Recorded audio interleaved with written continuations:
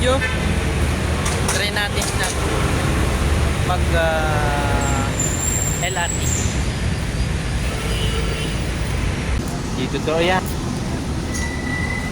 Dito cross.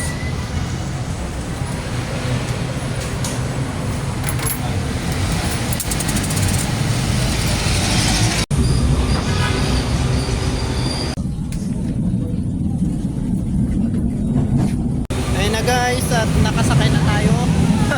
Tapos pauwi na tayo. Tingnan natin paano gumamit ng car.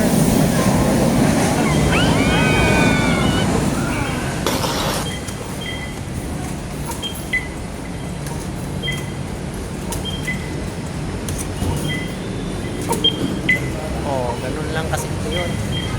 Kapag LRT, ganun yun.